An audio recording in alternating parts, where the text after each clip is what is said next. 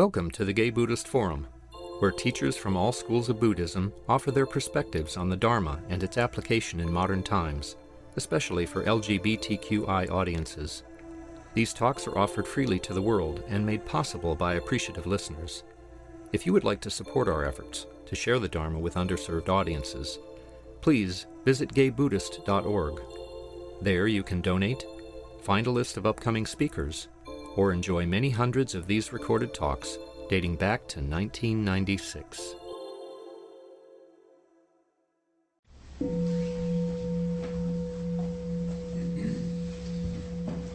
Welcome back. Before we hear from our speaker, our tradition is to introduce ourselves by first name. I suggest that you take a breath before saying your name so we can really take it in. And I'll begin. My name is Michael. I'm Dennis. I'm Tony. Jack. I'm Jake. Chris. Larry. Matthew. My name's David. My name's Jeff. I'm Jerry. My name is Roy. Don. My name is Cass. My name is G. My name is Robert. Stuart. I'm Kay. I'm Tom. Jason. I'm Brad. Paul. Ron. Ted. My name is Mark. Peter. I'm Hal. Ivan. John. I'm Jim. Juan. Jan. Okay. Our speaker today is Laura Burges. Ryuko Laura Burges, a lay entrusted Buddhist teacher in the SotoZen tradition, lectures and leads retreats at different practice centers in Northern California. A teacher of children for 30 years, she trains other teachers to bring mindfulness practice into the elementary classroom. Laura co-founded the Sangha in Recovery program at Zen Center and has a particular interest in the intersection of Buddhism and recovery. She is the abiding teacher at the Lenox House Meditation Group in Oakland. Welcome, Laura. Thank you, Michael. Hi, everybody. It's wonderful to be back. I'll tell you a little bit about myself. I see some familiar faces and some new faces here today. I came to Zen practice in 1975, and I never thought of myself as a hippie, but I did tend to wear dresses made out of Indian bedspreads. Braided my hair, wore flowers in my hair. So I'm sure other people thought I was a hippie, and certainly a child of the 60s. And my philosophy of freedom, at that point in my life was just doing whatever you wanted without caring about the consequences. And that didn't work out so well for me or other people. And so I was very interested in Zen practice. I'd read about Zen, and my teacher, Linda Cutts, who's the abbess of Zen Center, taught me about the freedom of restraint, the freedom we feel when we don't have to do something even if we want to. By the way, I had surgery on my hand on Thursday to remove a benign tumor. And you guys have been on my calendar for many months, so I didn't want to cancel. And it turns out I feel fine, so very happy to be here. I've taught kids for over 30 years now, and I took my kids on a field trip this year, and one of my little boys looked up at me and said, "Laura, do you have a real job?" And I was so pleased that he thought, we have so much fun together, you couldn't possibly get paid for this. But when they're not driving me crazy, my third graders are my luminous beings and my teachers. I remember walking ahead of a couple of my little girls in the hallway, listening to their conversation, and Talia said to Tessa, I don't know why they were talking about this. She said, "Would you rather be buried or cremated?" And Tessa thought for a second. She said, "I don't know. Surprise me." So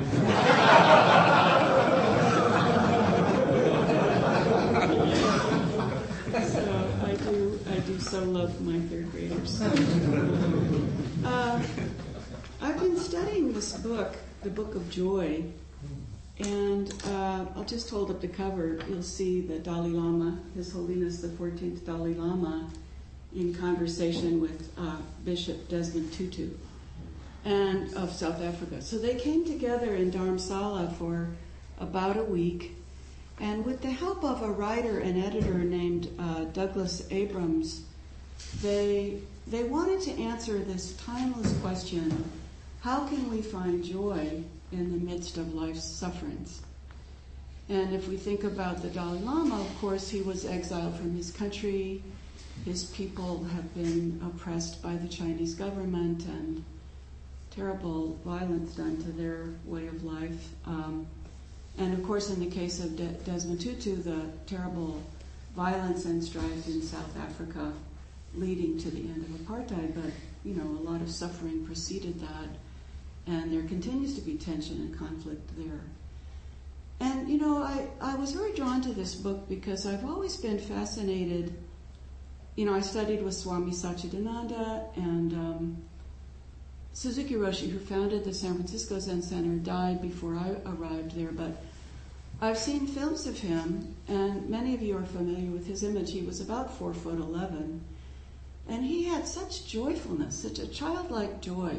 He could also be very stern and forbidding as a teacher, in a sense, a very strict teacher, but this sort of childlike innocence that he had.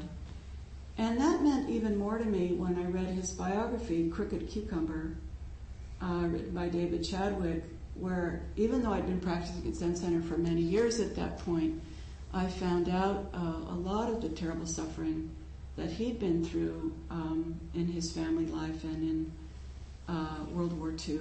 And so this koan of how can we laugh, and is it selfish to laugh? Is it selfish to be happy and joyful in the midst of a suffering world? And I love this phrase, to joyfully participate in the sorrows of the world. I wish I could say that was from a Buddhist sutra, but I heard that on The Sopranos. One of Tony Soprano's girlfriends said that to him, to joyfully participate in the sorrows of the world. So, you know, many of us are feeling uneasy and out of balance these days. Our country seems divided in a way we wonder if it could ever heal. I don't know about you, but I'm addictively watching the news because it's much more entertaining than a soap opera. Every day there's more revelations. But I think there is healing to be found in our practice. You know, we call the three jewels in Buddhism are Buddha, Dharma, and Sangha. And Buddha isn't just, you know, this figure from history, but the potential of our own awakening. And Dharma is the teachings of Buddha, but also more globally, just Dharma is the way things are, you know, life as it is. And Sangha, of course, is the community of people, the fellowship we feel with people who want what we want, to live a life that benefits all beings. This is the definition of the Bodhisattva path, to live and be lived for the benefit of all beings. So I want to share a little bit about this book. You know, these two men came together on the occasion of the Dalai Lama's 80th birthday. And in the beginning of the book, they talk about some of the emotions that undermine our sense of joy. And, you know, a lot of this is just common sense. We already know that when we're angry or resentful or depressed or jealous, envious, those do sound like the 7 deadly sins. Mm-hmm. You know, when we're in the thrall of those things, it's very hard for joy to coexist with those type of roiling, we call them afflictive emotions in Buddhism.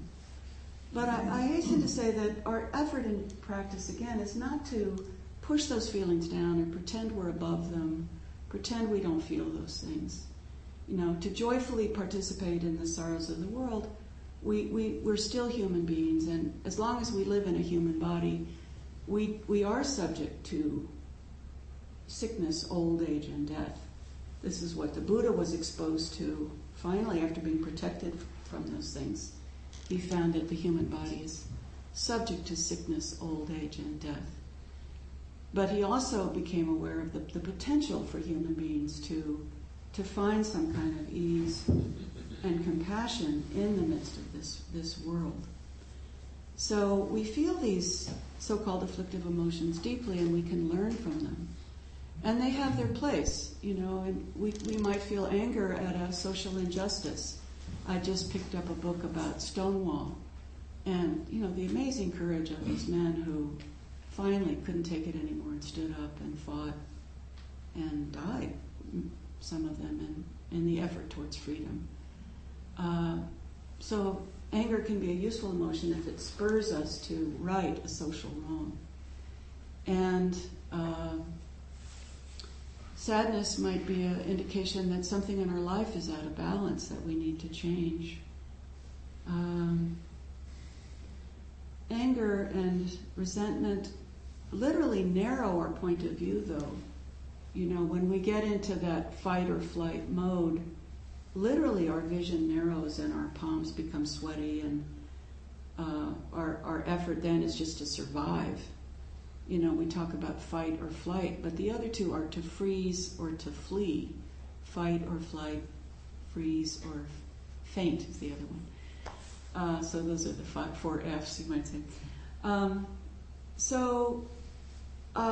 In this book, these two remarkable men, they offer what they call the 8 pillars of joy.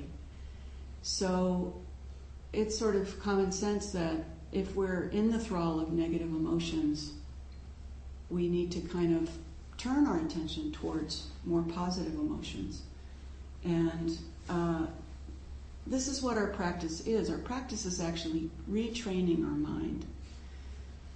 We've learned more about the brain in the last 10 years than we did in the previous history of humankind.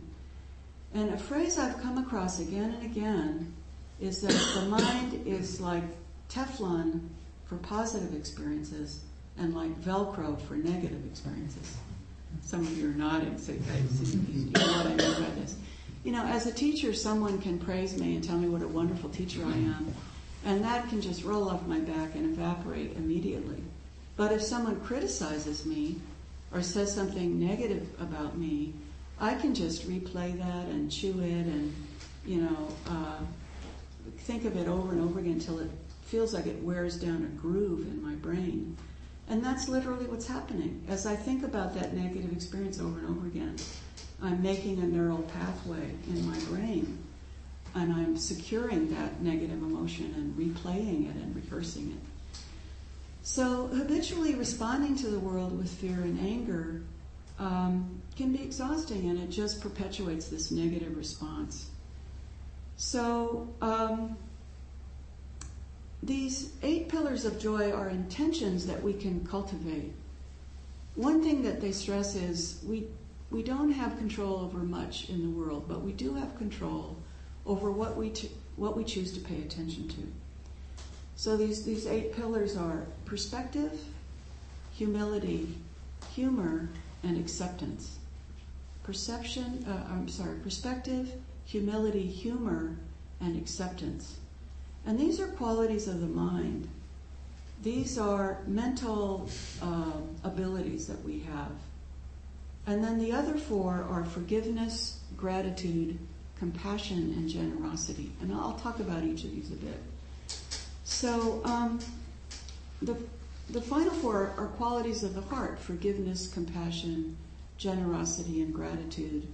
These are practices that we can actually choose to engage in. So you can see, I'm sure other speakers here have talked about the Noble Eightfold Path, one of the critical teachings of Buddha, a very early teaching of his. In the Noble Eightfold Path, those 8 spokes inform one another and flow in and out of one another. And these principles also flow in and out of one another. So when we broaden our perspective, in other words, when we break out of our own little narrow point of view, our own selfish and self-centered point of view, when we broaden our point of view, we gain in humility. And humility is just this admission that I don't know everything, and to open up with a curious heart to your point of view, to have the humility to know that there are many, many ways of looking at something, and I don't know what they all are. And that's when we become teachable. The word humility is related to the word hummus, or earth, to be close to the earth. when we have humility, we're able to laugh at ourselves and have a sense of humor about ourselves. And one thing that's so beautiful about this book is the way these two pillars of spirituality tease each other and laugh at each other and laugh at themselves. My father was very good at that. My father died a number of years ago, but, he's with me every day. And I remember him telling me a story. He did all kinds of things for a living, but one thing he did was, for a while, he worked with car dealerships. Well, he told us, or his family, this story. He went to this car dealership and he had words with the owner.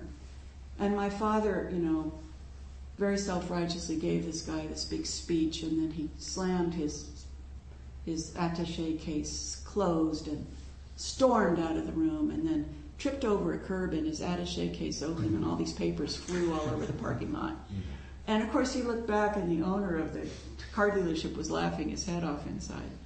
Well, I love that my father was able to laugh at himself, at his own pomposity in that situation.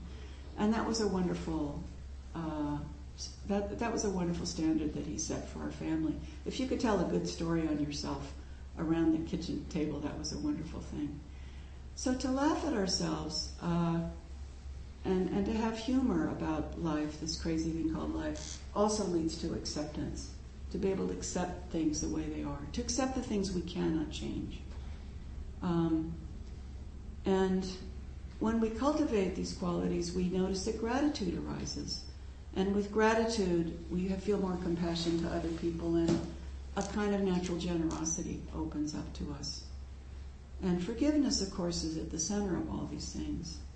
If I own up to the things that I've done wrong, if I make amends to people that I've harmed, I think I should be willing to forgive other people as well.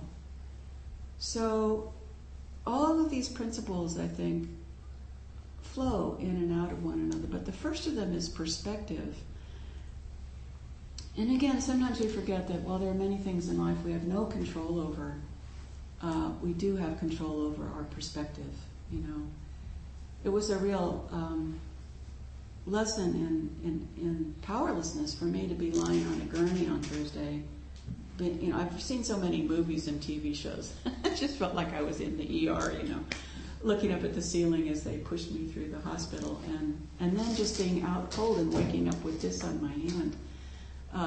To give over my agency to this doctor who I trusted very much. And we do that every day in many, many ways. We have to trust others and give over our power to other people and things. Robert Thurman has long been a professor of religious studies at Columbia University, and he was the first Westerner to be ordained in the Tibetan tradition. He became a translator for the Dalai Lama. More importantly, he's also the father of Uma Thurman. And he's a wonderful, playful teacher. If you ever get a chance to hear him speak, he's a lot of fun, very irreverent, and wears his Buddhist robes very, very lightly. But I heard him lecture one time, and he said something that some of you have heard me say before, because this thing that he said touched me so deeply and became a pillar of my own practice. He said, meditation isn't just about sitting on a cushion. Meditation gives us the radical dharmic freedom that when we're presented with a choice, we pause and turn in the appropriate direction. That rather than responding instinctually, we pause and turn in the appropriate direction. And this is what my teacher was gently teaching me about, the freedom of restraint. That I don't need to do whatever I feel like doing. I can pause and make a decision. Now in my case, I struggle with alcohol. And, later I learned that the thing about alcohol is it interferes with your executive functioning in your brain. And I was a blackout drinker, so when I drank, I was crashing around the world. The next morning I'd wake up in some strange place not knowing how I got there. That was really frightening to me. Talk about powerlessness. So what happened was my reptilian brain was taking over. I wasn't laying down memories when when I had that much alcohol to drink. So that's not freedom. That is a frightening slavery to a substance. One of our Buddhist precepts is to not intoxicate the mind or body of self or others. So to find this radical dharmic freedom and we sat together in silence today. We practiced sitting still in the midst of a crazy world. We practiced coming back to our breath. And our practice isn't just about that, just about sitting there and returning to our breath, but when we get up from our cushion, how do we treat other people? How do we treat ourselves? How do we relate to others in the world? So this radical dharmic freedom that Robert Thurman talks about has everything to do with cultivating a more grounded and mature perspective on the world. The flexibility to be able to see things from many different points of view. So I want to share with you a Yiddish story called It Could Always Be Worse. And this is a story that I worked on a play with my third graders about this, using the story as a touchstone. So there was a man who lived in a small village, and he was just going insane because he lived in a tiny hut with his mother, his wife, and his 6 children. And just in this tiny hut, they were always bickering, and the kids were making noise and crying and fighting, and his wife was nagging him all the time. His mother just rolled her eyes. Finally, he went to the rabbi and said, "Rabbi, I'm at my wit's end. It just couldn't be worse. My life is a mess. It's just chaos." And the rabbi said, "I will help you if you do what I say without question. Of course, your holiness, I would do exactly what you say. Holy rabbi, please tell me what to do." And the rabbi says, "Well, do you have any chickens?" And the man said, "Oh yeah, I have chickens and geese and ducks." And the rabbi said, "Well, bring them into your hut." And the man said, all right, I'll do as you ask. So he went back home and he brought in the chickens and the ducks and the geese. And now it was even worse, the cackling and the crowing and the gobble, gobble, gobble. It was just crazy. He went back to the rabbi and said, Rabbi, I'm not sure why. Well, I'm not going to question your advice. I just don't understand. Things are worse than ever. And the rabbi said, well, tell me, do you have a goat? And the man said, yeah, I have a goat. Bring the goat into your hut. So the man went home, just shrugging his shoulders. Okay, brought the goat into the hut. And of course, chaos ensued. The goat was butting things and just driving everyone crazy. He went back to the rabbi. Rabbi, I did exactly as you said, and now it's even worse. And the rabbi thought for a second. He said, how about a cow? Do you have a cow? Well, the man knew where this was headed, so he went back home, brought the cow in. Now the cow was mooing, the goat was butting, the chickens were cackling. It was just terrible. He put up with it as long as he could. He went back to the rabbi. Rabbi, I'm at my wit's end. What can I do? And the rabbi said, I'll tell you what you do. Go home, take all the animals out of your house. And so the man did that. He went back home. He brought all the animals back outside. And now peace prevailed in his home. It was like heaven in there. He went back to the rabbi and said, Rabbi, you're such a wise man. My house is just a haven for me now. And the rabbi just stroked his beard and smiled. So I think this story tells us something about, it's all in how we look at something. And our state of mind is very contingent on conditions around us. So in the Book of Joy, the Dalai Lama talks about mental immunity, and this was something that he had to develop. His great effort, and some of you know this about him, was to not hate the Chinese government for what they did to his people. And so in order to guard ourselves against the 3 poisons, greed, hatred, and delusion, in order not to intoxicate ourselves with these poisons, we focus on positive things. Fill ourselves with positive thoughts and feelings. So it takes rigorous training of the mind to counteract this natural negative bias of the brain, but we're not just stuck with it. We can change it. And in the Dhammapada, which is one of the best known of the Buddhist teachings, very early Buddhist teaching, in the Pali Tipitaka, it's a collection of the teachings of the Buddha, and we read this phrase, which I think validates, or perhaps brain science validates the Buddhist teaching. He's saying exactly what these brain researchers are saying. The thought manifests as the word manifests as the deed develops into character.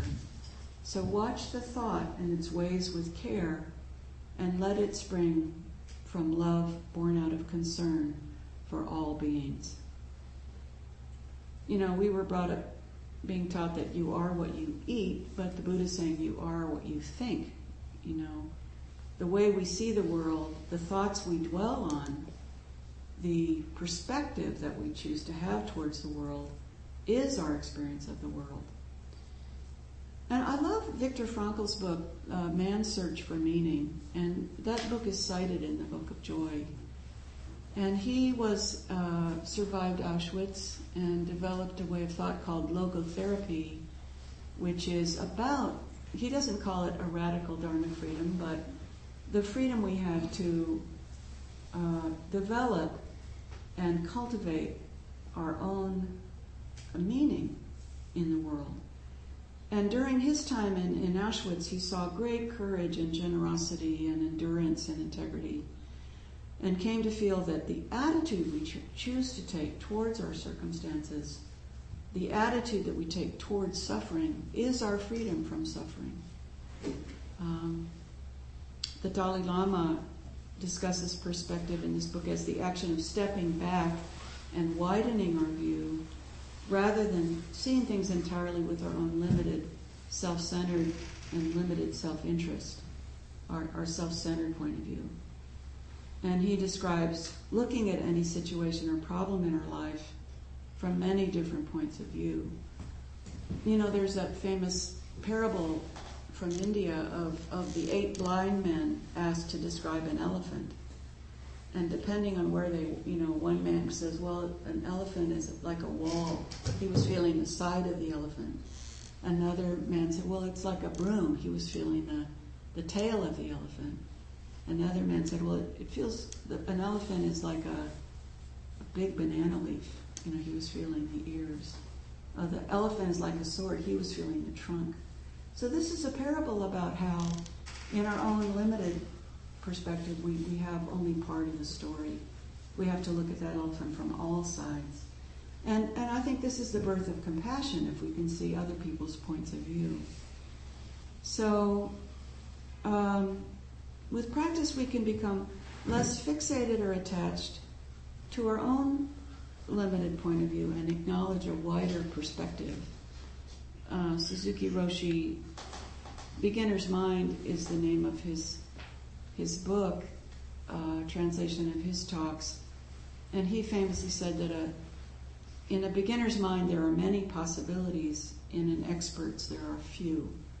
So having this beginner's mind to see the world fresh and with compassion and openness is our effort in practice. In the Book of Joy, I read the statement, in the most limited circumstances we see that we have choice and freedom, even if that freedom is the attitude that we choose to take. So this book offers what they call thought experiments, and I'd like you to do one with me now. One of these experiments is we're invited to remember something difficult or challenging that happened to us, and notice that even when something bad happened, there may be some good things that came of that. So would you just take a moment to think about your life and see if you can think of something that at the time felt like a tragic reversal or a great loss, but did something positive come from that?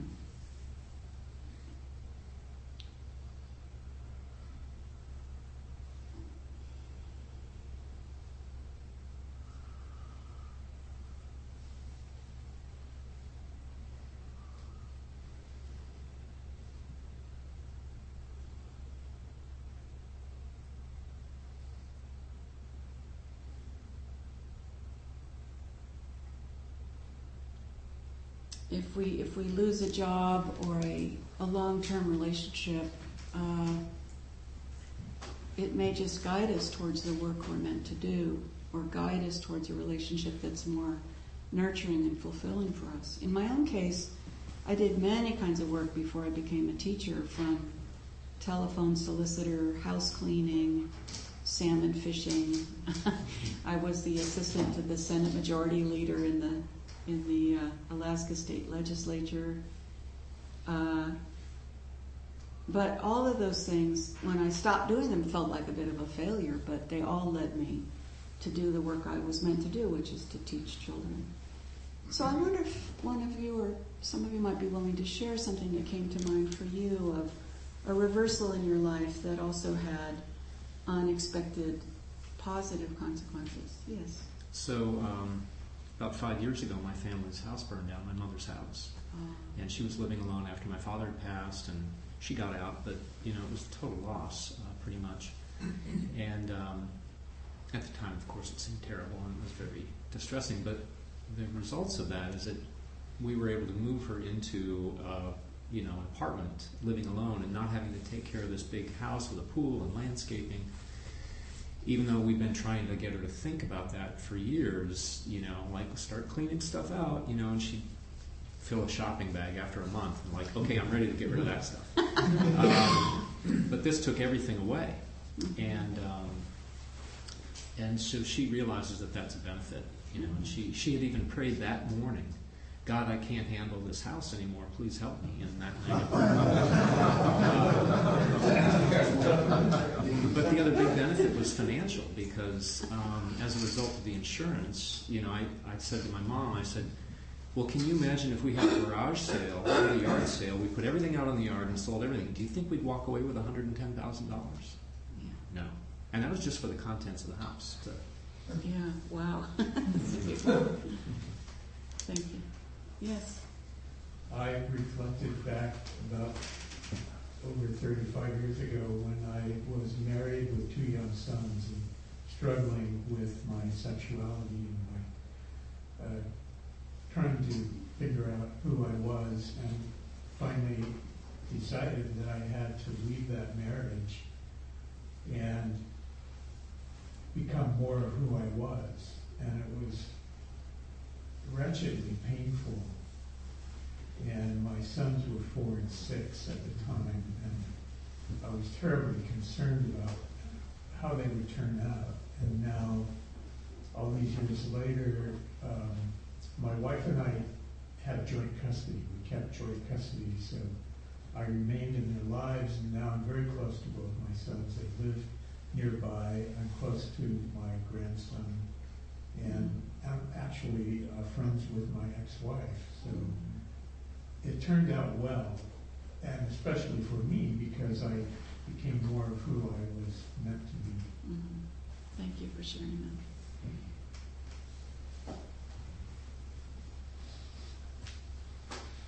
Someone else? Yes. So when I was 28 years old, I was assistant manager of a restaurant in Denver, Colorado, and I didn't get along well with. I was working for stokers, which were all over the country, and I wasn't getting along with the district manager. So I started having dreams I was going to get fired.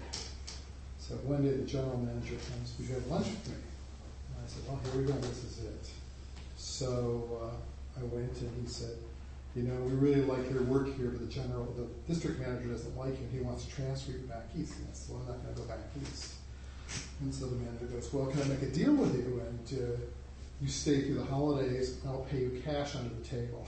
So, and to me, that my ego at 28 was very big, and I knew I was good at what I did, but I was like, I was just devastated.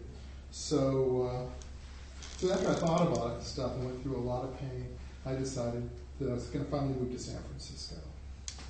And to this day, I still remember getting on the plane and the flight attendant going, "Are you going home today?" Turned out you were. Yeah. So I wouldn't live here unless I had gotten fired. Yeah. Thank you.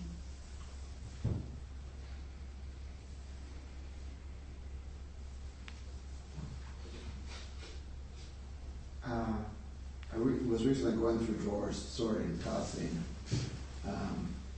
And came across a picture from the party after the memorial service of a deeply beloved friend from college, and it was and we'd all been crying for a year basically. But this picture of 4 of us who really loved him, we were illuminated by the affection, some special grace by being together, and it just took my breath away because we were deeply aggrieved, and yet the picture was all about radiance. I don't know, it struck me as miraculous in that moment. Thank you for sharing that. Recently, a good friend of mine's son died of a heroin overdose. And there was such a wonderful outpouring of love, people gathering in her home that night to comfort her. And there was a very striking young man there who had been raised he was African American, but had been adopted and raised in the Jewish tradition. And he was telling me about Kaddish, and I'd always heard of Kaddish, but I didn't know what that was. And it turned out he knew the Kaddish prayer by heart, so I asked him if he would say that for us. It was very beautiful to hear it. And then I also asked him to say a little bit about what that prayer means, and he said, it's celebrating the life that has left us and focusing on the great gift that life gave us, no matter how short a time we were in that person's presence, to celebrate that life. And when my father died, one of the most beautiful things I was given was a card from a dear friend, and it was a quote from the book Corelli's Mandolin, and it said, "When loved ones die, we should say the things that they said and do the things that they did because they're no longer able to anymore. We should feel the sadness that they're not with us, and also the joy and freedom that we have, that we still can do these things." And in the book it says, I stop and smell roses, not because I love them, but because my wife did. Because she liked eggplants, I eat eggplants. And my father and I used to swim together at a club every morning. And after he died, I felt that I was swimming for him. So certainly in grief, I remember when my dad was dying, one of his clients advised me to look for the jewels. And there were many jewels to be had in that very painful process of death. And you can tell I still talk about my dad, and sometimes I use his little phrases with my third graders too. And another thing is that I was advised I had a lot of resentment against my daughter's father because I didn't feel he was able to be a very good father, and I came to terms with that by realizing that he hadn't known his own father and didn't know how to do that. And I was advised to pray for him. So you reminded me of this in talking about your mother. So I started to pray for him, and he sent me $600. I'm just putting that out there. No guarantees, but be careful what you pray for, I guess. Something else someone would like to share? Okay. So that's a thought experiment, and I'd welcome you to try doing that even when you're in the midst of something difficult, to look for the jewels and see if there's some good that might come out of something that at the time is very difficult. Another suggestion, and I have practiced with this in my own Buddhist practice and find it very gratifying, is when we're going through a dark time, we can feel so alone and so isolated in that darkness. And one thing we can do is, in our meditation, to remember that, whenever I go through a physical pain, I think of this, that right now other people in the world are also going through this physical pain. And they may not be someone I'll ever meet, but I can be with them in spirit and open my heart to their suffering. This is something I've done as a mother, and of course, the most horrible suffering a parent can go through is to lose a child to death. But when I've had that pain as a mother of worrying about my daughter or helping her through difficult times, to remember that right now all over the world there are parents, mothers and fathers who feel this pain and worry about their child. And I often have this image in my mind of the Pieta that I saw in Rome. It's the statue of the Virgin Mary holding her adult son in her lap, holding Jesus in her lap. And interestingly, you may have heard in the news a number of years ago that a unstable person attacked that statue and with a hammer and tried to destroy it. You know, I can only think that that person wasn't nurtured in the way that this statue communicates. So even when we feel terribly alone and isolated, we can rest in the knowledge that we share this pain with other beings, and in that way we don't feel so isolated or alone. Opening our hearts to others who feel the same pain. I recently read a book by Jonathan Safran Foer called Here I Am. And in that book he's talking about the Isaac and Abraham's march up the mountain where Abraham was told by God to sacrifice his son.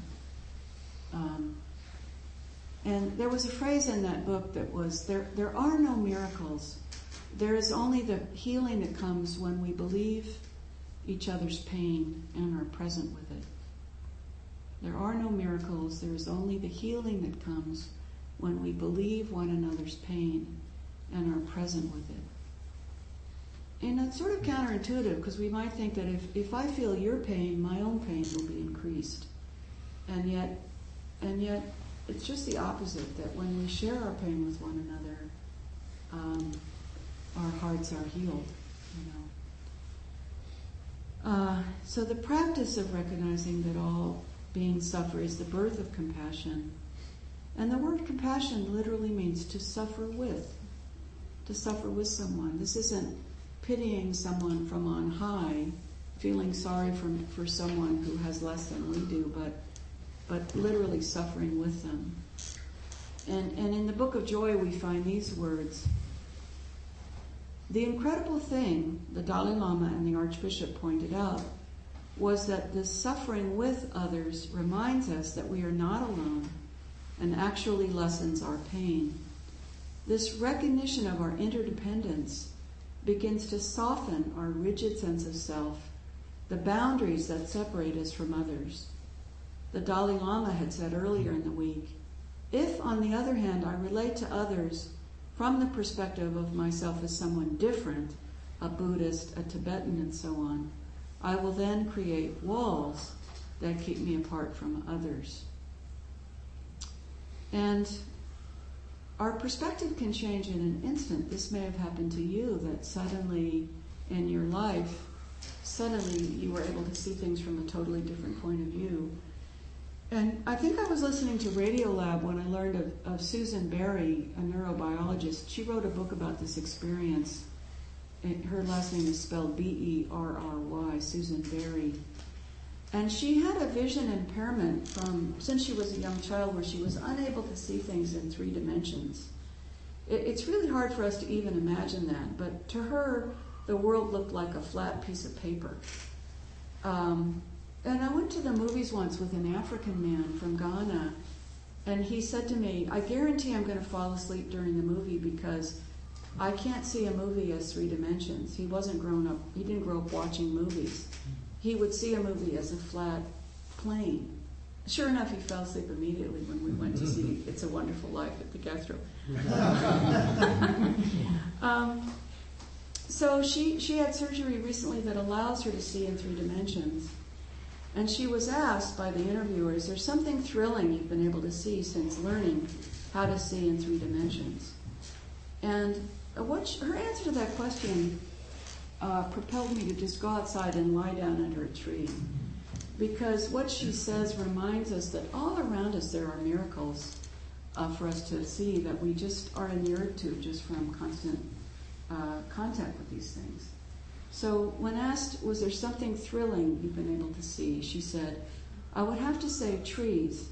Over and over again, something that I see every day as I walk to work, a canopy of trees over my head. The branches reaching out toward you where the different branches enclose palpable pockets of space.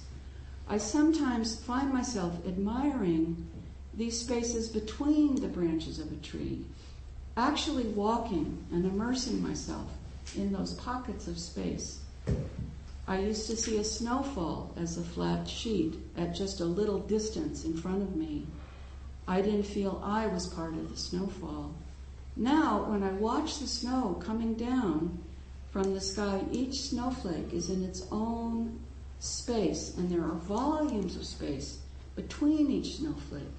And each snowflake produces its own unique three-dimensional dance. And I feel immersed in the snowfall and part of it. So this is a woman who doesn't take her sight for granted, whose perspective changed dramatically, and there was a world of riches in that change of perspective. So I'd like to invite you, I'm going to give you a homework assignment, which I'm officially able to do as a third grade teacher. I hope today as you walk around the world, you'll stop for a moment and look at something you see every day and try to see it as a child might, try to see it with fresh eyes. One of my little girls looked up at me and said, I'm so glad to be in life. Life is so much fun. And of course, when she said that, that sparked my own love of life. And my very favorite story about third graders, Ron has heard this story many times, when Matthew was walking by my desk one day, and he did this little dance. And I said, what were you thinking about right then? He said, Laura, do you ever forget you're alive, and all of a sudden you remember? And I said, yeah, I do. So I was there for his enlightenment experience. So we can consciously decide to change our perspective. One way to do that is to set out our intention for the day and remind ourselves that in order to live our bodhisattva vow, we actually have to do it. We have to make this effort to live and be lived for all beings. We have to actually choose to do that moment by moment. And this is a wonderful quote by the Dalai Lama that's in this book. I first saw it taped to a friend of mine's mirror in his bathroom, but this is something we can all do. So I'd like you just to assume your meditation posture for a moment as I read this to you. And I think this will enter you in a deeper way. So let's take a few deep breaths.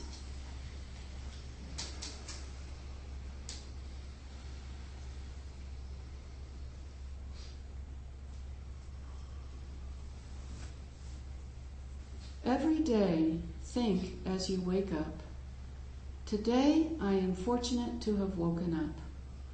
I am alive. I have a precious human life. I am not going to waste it. I'm going to use all my energies to develop myself, to expand my heart out to others, to achieve enlightenment for the benefit of all beings. I'm going to have kind thoughts towards others. I'm not going to get angry or think badly about others. I am going to benefit others as much as I can. So thank you very much. And I think we have a couple of minutes if anybody would like to make a comment or ask a question. What was the name of the prayer you mentioned? Kaddish? Kaddish, Kaddish, Kaddish. And it's the Jewish prayer for the dead. And the reason this young man knew it by heart is he said that they say it at every temple gathering. Thank you. You're very welcome. Thank you, Laura. Thank you all very much. I really appreciate being here, and thank you for your kind attention. And don't forget your homework assignments. Okay, so a couple things. Dana is a practice of giving that benefits the giver. And the Sangha here is sustained by your generosity. We suggest a donation of $10. The host, who is Jim Stewart today, will be coming around with the Dana bowl.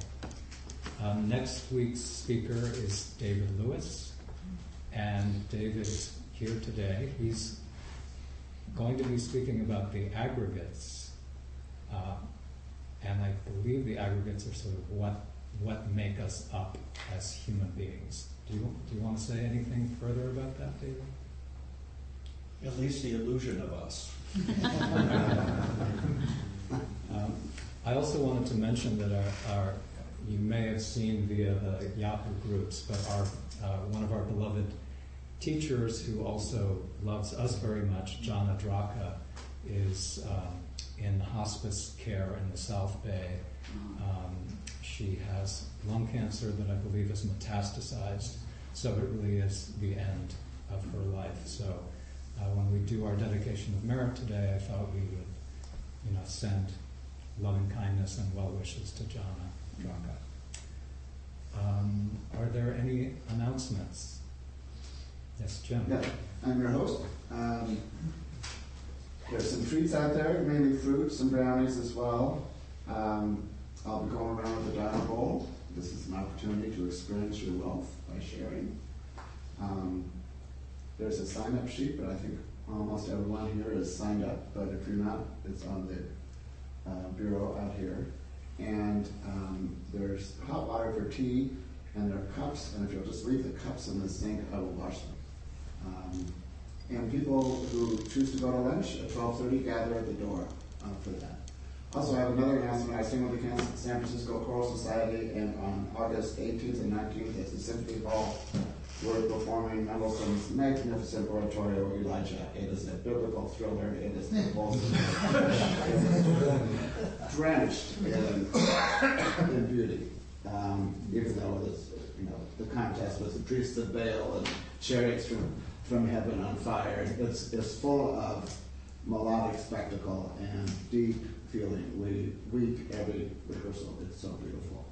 So, 8 o'clock, Friday and Saturday. Say the date again? 18th and 19th of August. Okay. At Davies. Thank you. Other announcements? Cass.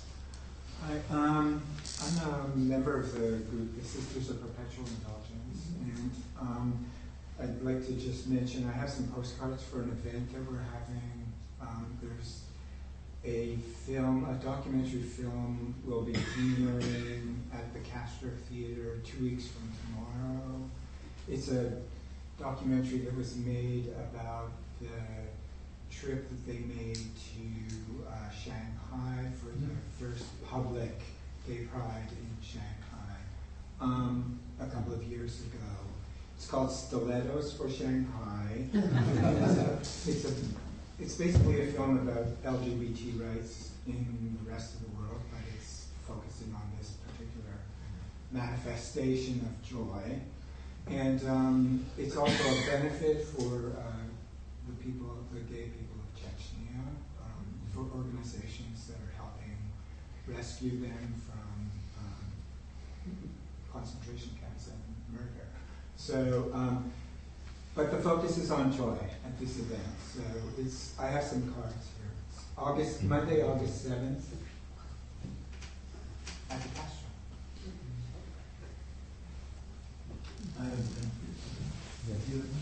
There's also some photos out on the table. Those are of our Buddha here. So if you'd like one for your altar or something, they're free. Those are what I send off to prisoners when I first respond to their request. So. Thank you for printing those. Really good. I wonder if people know there's a series of videos that are made of the National Theatre of Great Britain Productions and Royal Shakespeare Company Productions also. And the Elmwood Theatre in Berkeley is showing Angels in America. There was a big hit in London revival last year with Nathan Lane as Roy Cohn. And Andrew Garfield as the lead. I forget the character's name, who has AIDS. And Pryor. What's his name? Pryor. And it is possibly the greatest play that was written in my lifetime. Anyway, it's in 2 parts, and you just go to the website for the Elmwood Theatre in Berkeley. And they're also showing a video of the Broadway production of Falsettos, the revival, with the guy who was the star of Book of Mormons, I forget his name, and the guy who was the star of that Broadway play escapes me. But those are going to be at the Elmwood Theatre. I don't think they're showing in San Francisco. In the past, they haven't been. So. We're at the Westfield. Oh, they show at the Westfield? Okay. I'd like to see Nathan Lane play the angel.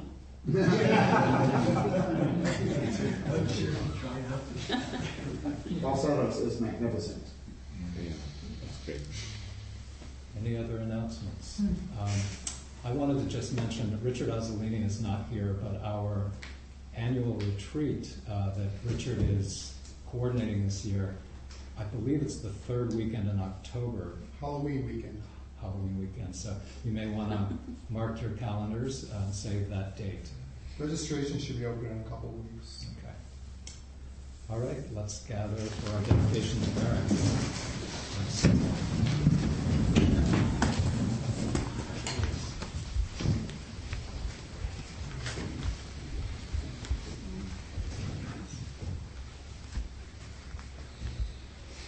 Okay, holding Janadraka in our hearts.